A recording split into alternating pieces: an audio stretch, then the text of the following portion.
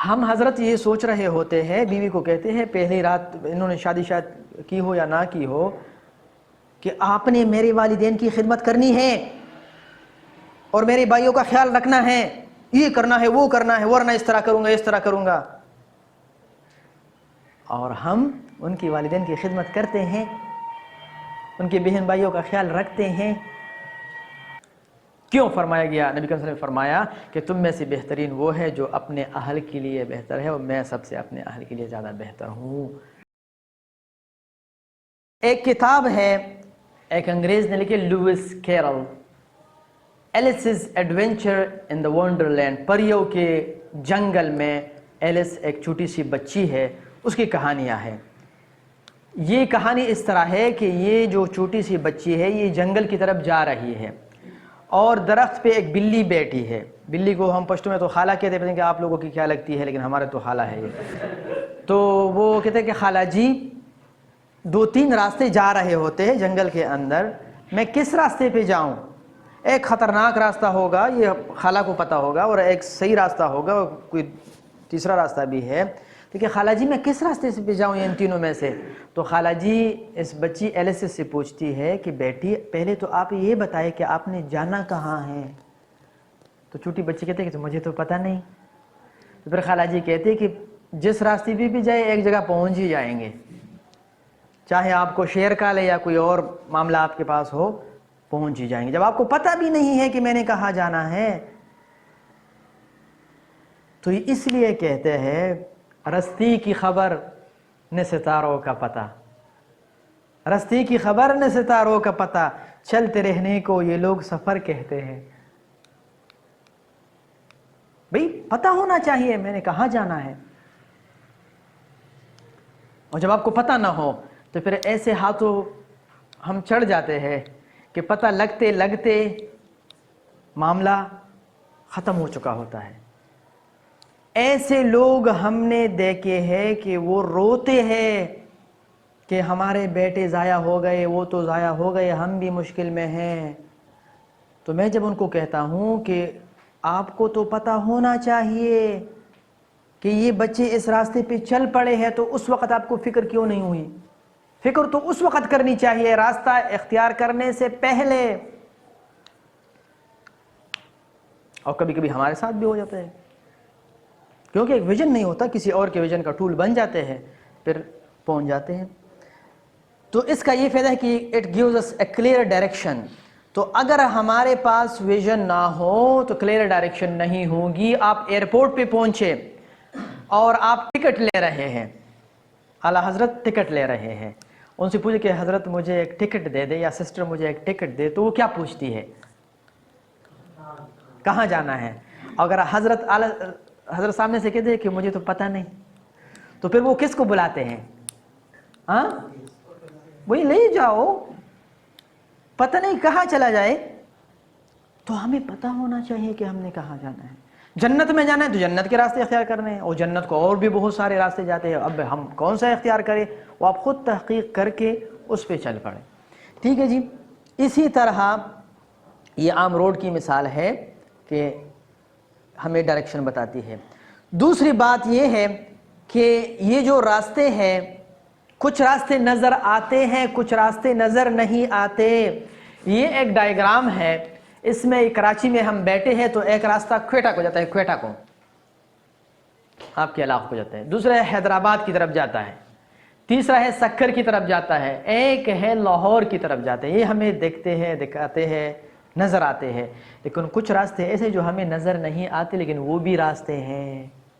یہ ہوائی جہاز کے راستے آپ کو نظر آتے ہیں لیکن یہ بھی ایک خاص روٹ سے جا رہے ہوتے ہیں، ایسے تو نہیں. کبھی ادھر سے PIA گزری ہے، آپ جب سے آئے ہیں شاید ان کا روٹ یہ نہ ہو.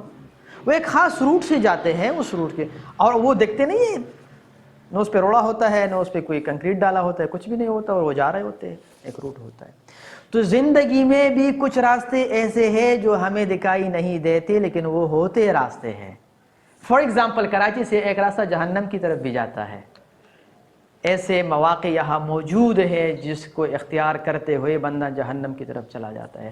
اور اگر ذہن میں یہ آتا ہے کہ نہیں ہے تو کیا ہم نبی کریم صلی اللہ علیہ وسلم کے شہر مکہ مکرمہ سے زیادہ مقدس ہے؟ وہاں سے ابو جہل کہاں کس راستے پہ چلے؟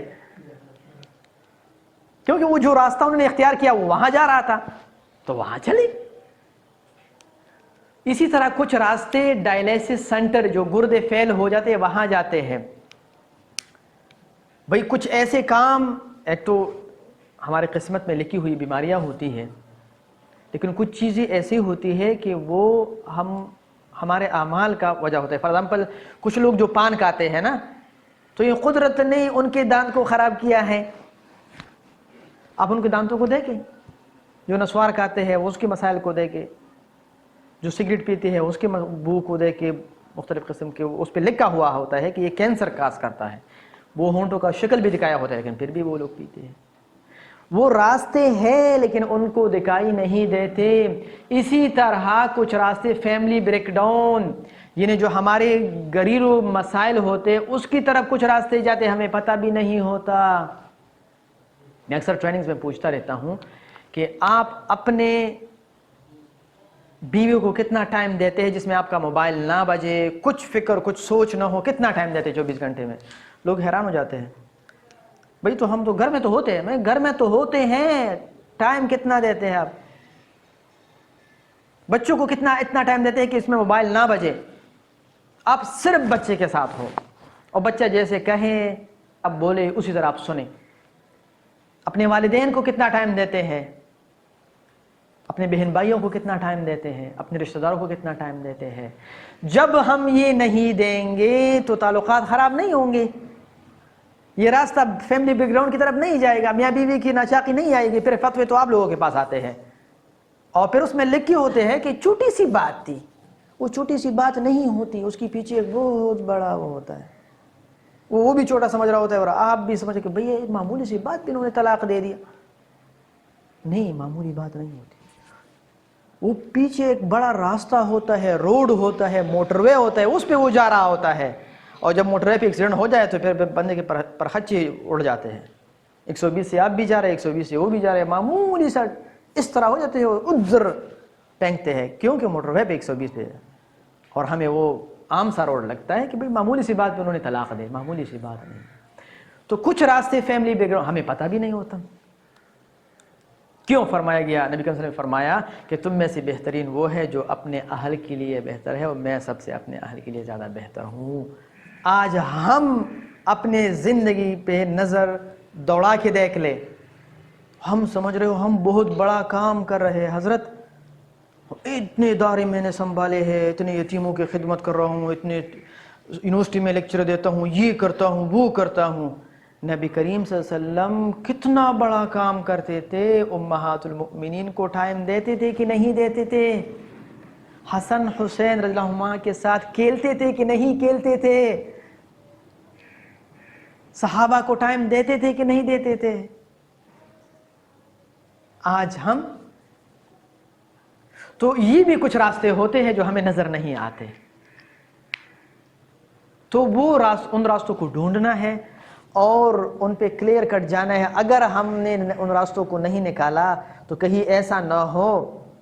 ایک بات ہے میں آپ کو بتاؤں، واللہ علم آپ کو زیادہ پتہ ہوگا، مجھے زیادہ پتہ نہیں ہے، لیکن میں نے سنی ہے یہ بات،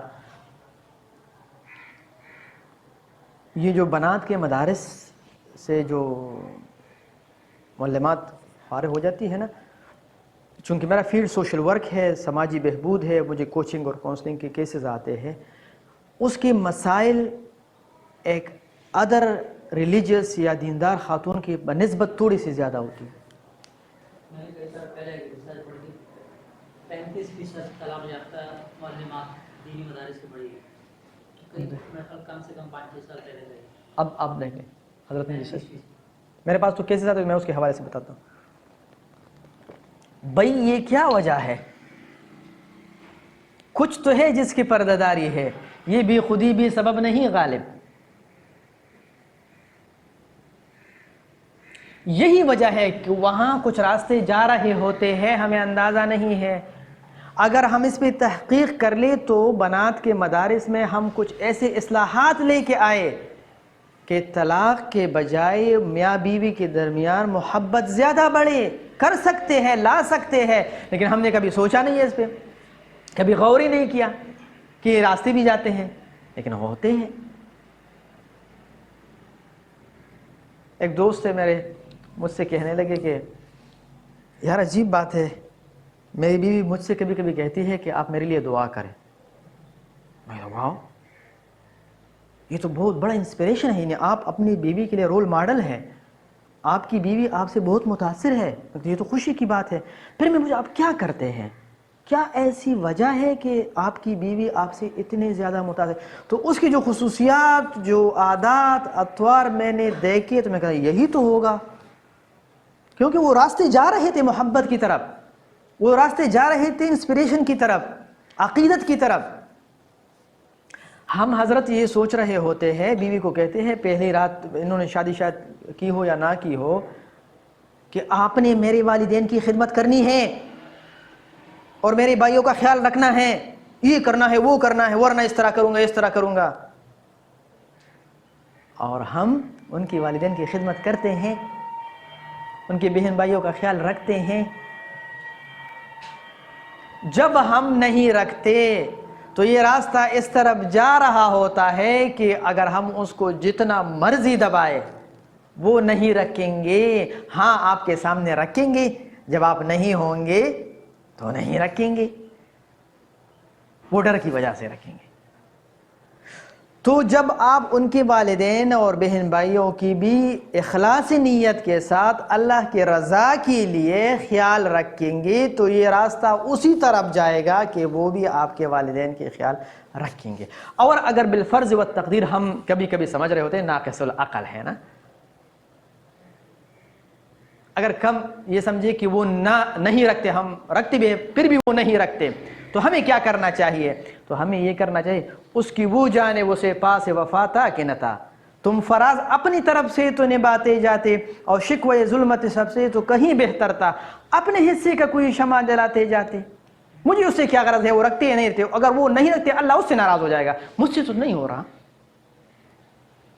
تو اس کے بدلے ہم ان کی والدین کا خیر، تو ہم اپنے آپ کو بھی برباد کر لیتے ہیں۔ کیوں؟ ہمیں راستہ کا پتہ نہیں ہوتا کہ جو میں عمل کر رہا ہوں یہ راستہ کس طرف جاتا ہے۔ اس دن جو ہم ڈسکشن کریں سائیکالوجی اور سائیکیٹری، یہی وہ چیزیں ہیں کہ جو بندہ بولتا ہے اس سے اندازہ ہو جاتا ہے کہ یہ راستہ کس طرف جاتا ہے۔